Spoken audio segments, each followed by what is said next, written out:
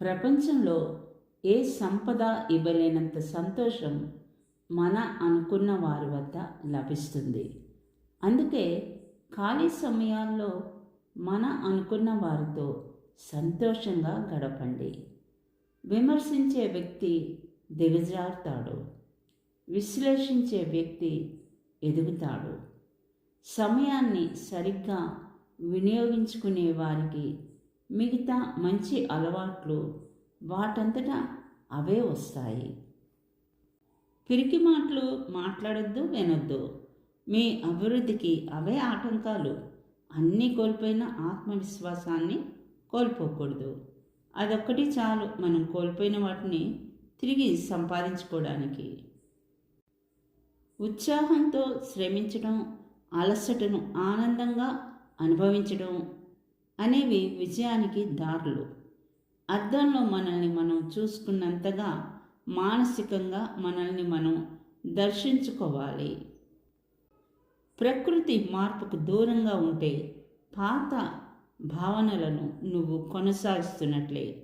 స్వీయ జ్ఞానం లేకుండా వేరొకరి నుంచి జ్ఞానాన్ని ఆశించడం అంటే చీకటి నుంచి చీకటిలోకి ప్రయాణించడమే.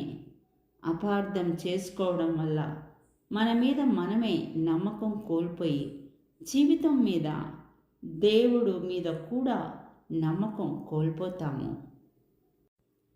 ప్రపంచంలో నీకు వేరే శత్రువులు కానీ మిత్రులు కానీ ఉండరు. నీ నడవడికయే నీకు మిత్రులను కానీ శత్రువులను కానీ సంపాదించి పెడుతుంది. మనిషి తను చేసే పనులను బట్టి గొప్పవాడు అవుతాడు, కానీ జన్మంతోనే కాదు.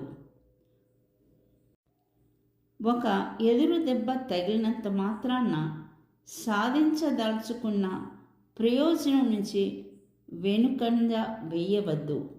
అన్యాయమైన మార్గాల ద్వారా సంపాదించిన సంపాదన ఖచ్చితంగా నశించిపోతుంది.